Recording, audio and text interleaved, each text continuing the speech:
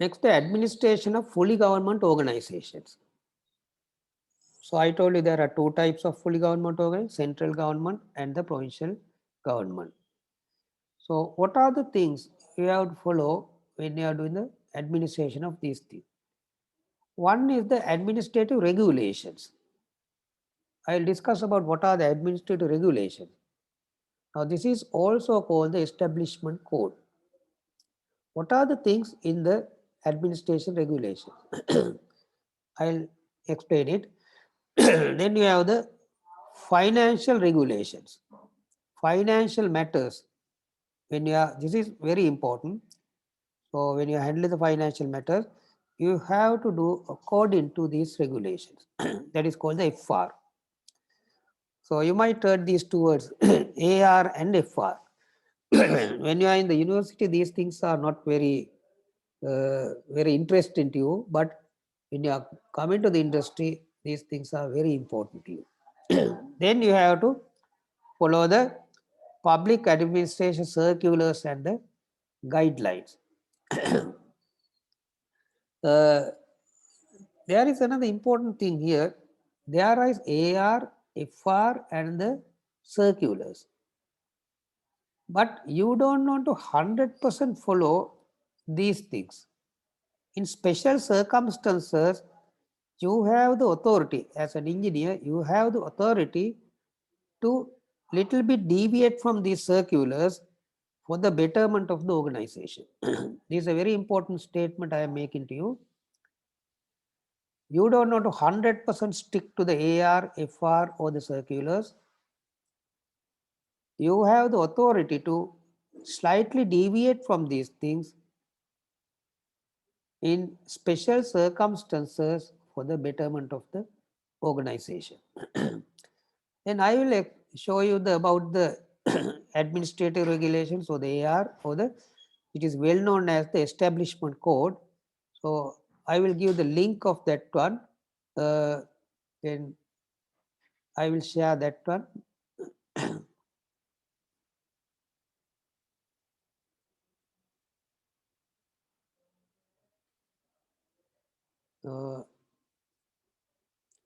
Okay, it is here.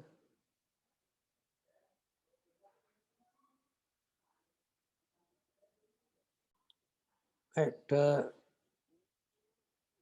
This is Minister of Public Administration, Home Affairs, Provincial Councils and Local Government. So this is the organization govern the central government entities and the local government entities. Here you can see the PDF document of the establishment code. The establishment code. You have the Sinhala copy is there, Tamil copy is there. Unfortunately, the English copy is not there. So you can see the Sinhala one and Tamil one. Since English one is not there, I did not download these things. Now you can see the important things in this establishment code. Now chapter 1, you have the general things. Chapter 2, recruitment, procedure and appointment. So you are the person recruiting the people to your organization. Actually, you will identify your requirement, but there is a specific number of employees can be recruited to your organization. That is called the cadre information. If you want to change the cadre, you have to write to the public administration and change it. If you want to increase the cadre, you have to get their approval for that one. So the recruitment procedure and how to make the appointment procedures are given here. So normally for the central government, all recruitments are done in, they are doing in centrally. Now suppose the engineers wanted if they want to recruit engineers for the central government, say the irrigation department, CGR like that, they will call application at once. After that, they will shortlist them and the interview, and then after that select, and the appointment letters also issued from the public administration. So they are the authority to issue the appointment letters also. So after recruiting the people, if you want to make a transfer, you cannot do it as you wish. So that you have to follow these guidelines. So how to make a transfer? So there may be annual transfers, there may be punishment transfers also. So that transfers guidelines are there. Then the grant of monthly pay, the permanent status, temporary statements, and the pensionability. So the central government people have the pension as their terminal benefits. So that means after retirement, they will continuously get some amount of money. Then about that one, these guidelines are here. Then the release, reversion, and termination of employment. So sometimes you will release the central government employees for particular reason, maybe the election duties or examination duties or whatever the thing. Then how you can release your staff from there. So that is explained in this chapter. Then the service records, reports, and the certificates, that is explained. These things also important. They are the service record. And the chapter 7 explain about the salaries. How much salary will be paid, and the different grades are there. There is a class 3 grade, class 2 grade, class 1 grade, like that. Different classes are there. Depending on their salaries are there.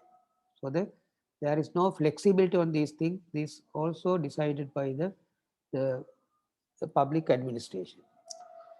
Then when there are two types of staff, executive staff and the non-executive staff. If the executive staff work more than their duty time, they are paid the overtime. Then what are the conditions to be paid for the overtime, and how the rate is calculation, all these things are here.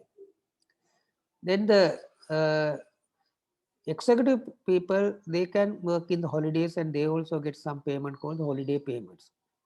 Then this is explained what are the holidays, holiday pay and other allowances also in this chapter. Then the different type of fees to be paid, it is explained here. Then the payment to the jurors, witnesses, unofficial magistrates, inquiries and miscellaneous services. So some people can go to the jury also. Then that how it will be done. Then the reimbursement and compensation. Then the leave. This is a very, very important one, because the leave and attendance is an important one. All managers should know, because you are approving the leave of the people. So if somebody want to get a leave for a particular day, so he will apply that leave and the authorized person will approve it. So how the leave can be approved? So the how many leave is available to them? All these things are explained in the Establishment Code, Chapter 12, leave. Then the government servants, so the central government servants, they are eligible for getting the railway warrants. How to issue the railway warrants?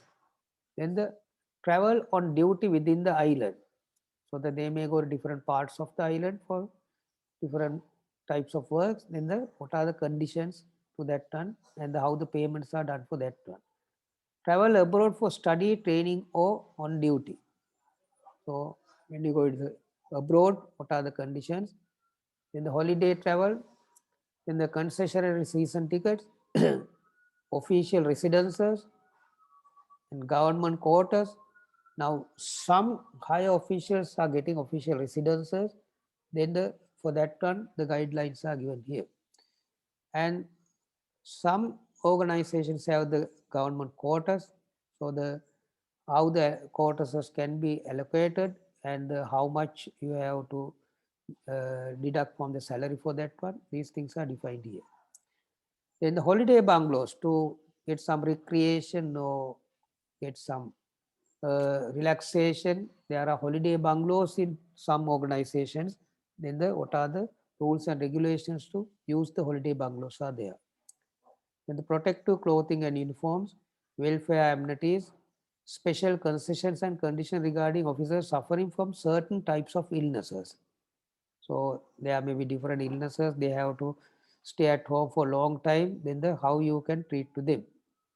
And the salary loans, advances, so the people get the loans also. Concessions to members of trade unions, medical attention and medical examination officers for physical fitness, channels of communication, administrative procedures, acquisition of land, investment and mortgages, rights of government over its officers, exercise of the rights of association, expression of opinion, exercise of political rights, legal advice and legal actions, release of public officers to their welfare society. So if there are about more than 2,000 employees, they can release a person full time for the trade union activities, welfare societies like that. Some kind of the rules are there for those things also. In some appendices, then the part 2, there is a part 2 in the establishment code, that is the disciplinary code.